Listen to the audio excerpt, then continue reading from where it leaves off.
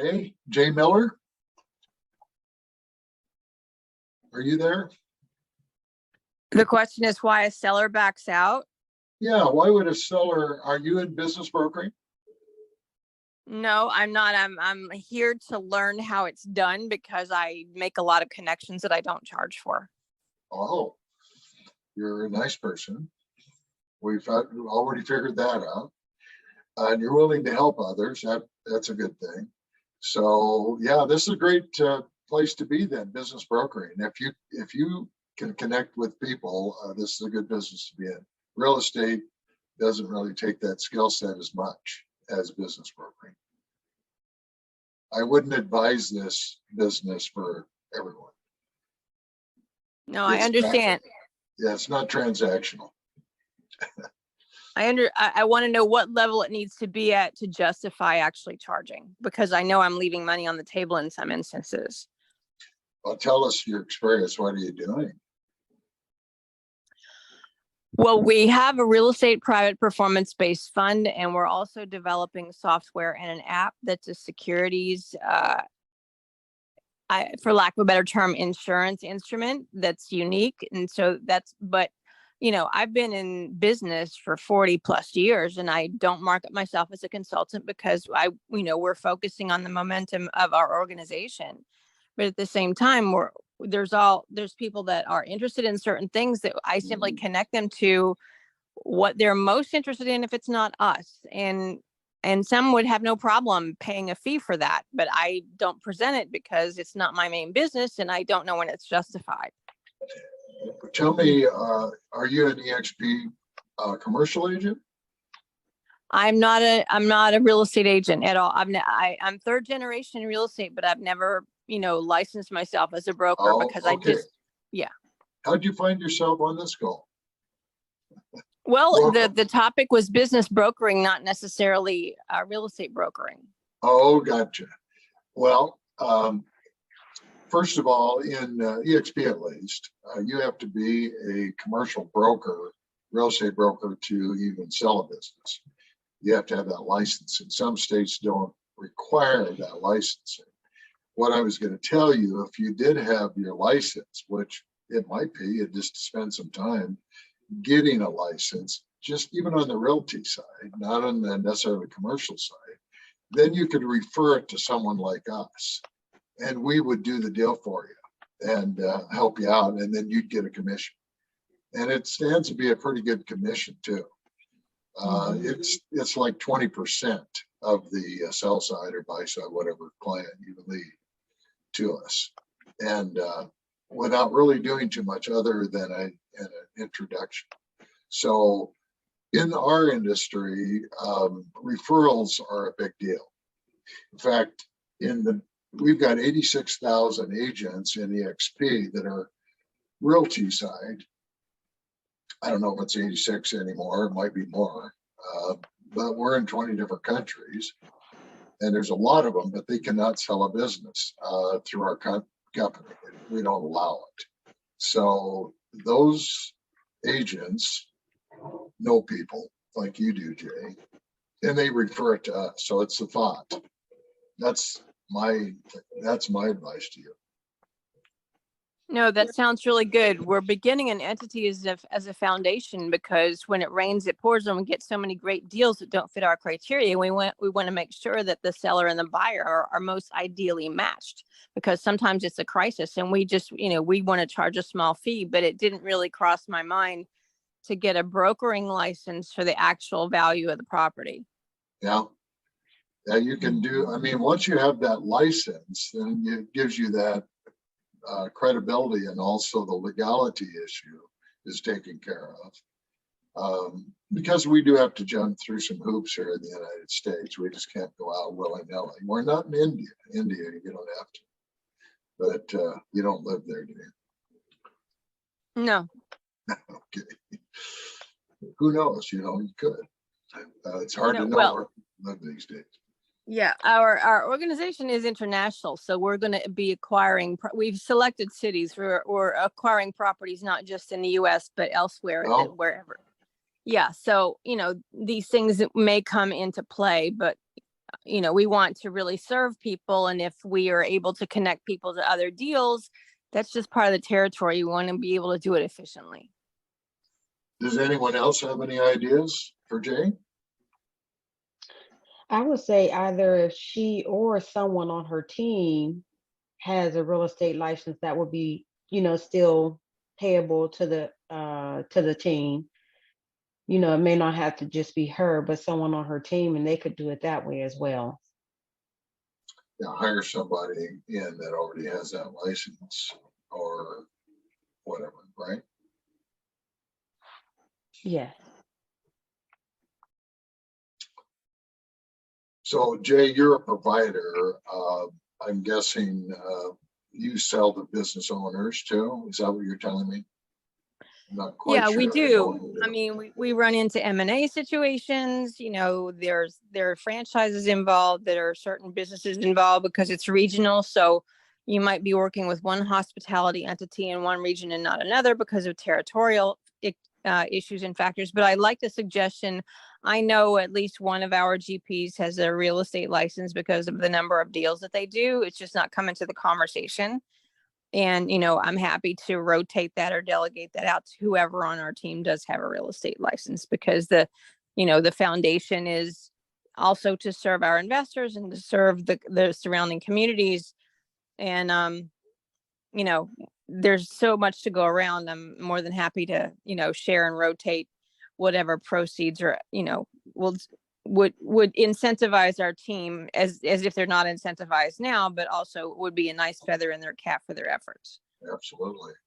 Well, why don't you put your link into the chat box and people can take that link and if they've got something they want to send you to, so we understand your business a little better.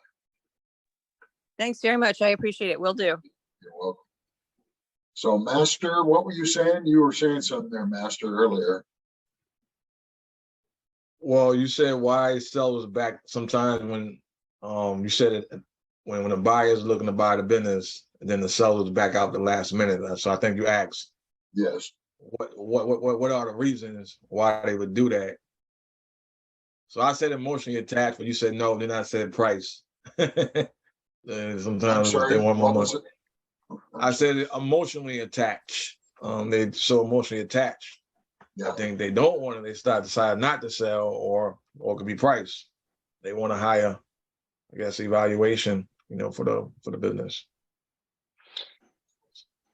Yeah, it varies from seller to seller and buyer to buyer. But, anyone have any experience with running into that with cold feet? I don't have any experience with it, but I will caveat off of what was said as far as emotional attachment. I would also think that as they're going through the process, I guess in exchange of information, it probably gave them a new vision on what they could do with their business themselves to be able to make it more profitable, or add value add to it. That's a really good point, actually, because when you go through the valuation of a company, you always ask, well, what are the opportunities? And it gets them to start thinking. When I was doing consulting, you've heard the old saying, they work in their business, but not on it. And that's pretty much what you're doing when you're trying to sell it. You're working on the business and you're coming up with this value, but you're also saying, buyers, here's what you're going to get here. This is all that opportunity. And some buyers or sellers would say, oh my gosh, look what I'm leaving on the table here. I'm not so sure I want to sell this now. That's why I really do drill down on a seller to find out why they're selling. If it's just to see how much they can get out of the business, that's not I don't want to list it. And I've actually talked to a couple of people out of listing their businesses. One was a manufacturing company. It was a big one, very profitable. The owner said he wanted to sell. And I go to the site and I talked to the daughter that's sitting in the back office. And she was going to be in the meeting too, but the owner was the founder, I should say, she was an owner also, was busy right then. So I had a chance to talk to her offline, kind of out of sight. And I said, "Are you interested in selling, Rachel?" She said, "No, I don't want to sell." And I said, "Oh, why don't you want to sell?" And of course, she had to sign the deal to sell it. I mean, I couldn't have listed it without her signature. But then I said, "Well, your dad wants to sell." "Yeah, he wants to sell, but I'm a lot younger than him. I am only in my 30s. And I've got all these ideas. I just want to do this and I want to do that." And it turns out after we got into the meeting and we had her and he and another family member in there, turns out that they're not ready to sell. It's not prepared properly to sell. And the dad had not communicated properly to the daughter. So they were not really a good prospect. It would have been a waste of time. And I'm of the opinion, at least, that I'd rather help them than try to get a listing. That doesn't make sense to me. And then just to work through all of that as an exercise, I'd rather send them away. In fact, I had a guy the other day that called and said, "I want to sell my business." And I said, "Well, tell me a little bit about it." And I said, "Gee, I don't know if we can sell that business. I don't know if you're making enough money. I don't know if it's profitable enough. And it's hard to sell a business, even though you're 40 years old, and you've got 10 employees, and you're doing $1 million in sales, which isn't that much. You're breaking even. What are we going to do?"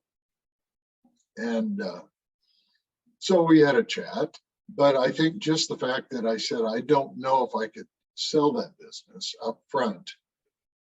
He actually brought that up later and he said, "Because you said that, I'm interested in talking to you."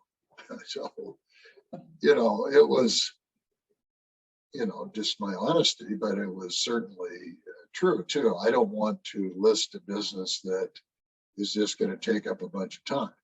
So we're at the point with that particular client right now, trying to figure out, there is value. There's certainly value, but he's got a big building that, and he's got assets, he's got equipment, he's got inventory, and the assets are probably worth more than, well, the building's worth far more than the business. So if you packaged it together, the business and the building, it might make some sense. But if you just sell the business and the business is trying to rent the building that he already owns from him, he's not going to get his rent. So my suggestion is not going to be to sell the business and the building separate. It won't be that. It'll be as a package, and for him to be able to walk away and make money later on as a retirement. He's tired. He really is tired. And he really is motivated. But it won't be to just sell the business. That would not be, I don't think it'd be good advice. Even if he would take that advice, I don't think it would be good advice, because he could rent the building out. He's getting $84,000 a year now on the rent from his business. That's paying for that rent, but that's low rent. And so you have to factor that in too. It's actually getting a break on its rent. So that's why it's more complicated in business brokering than it is just straight real estate. Real estate's more of a transaction. You can crunch the numbers, and you don't have all this other loose information coming in, making up, the final product of the solution. So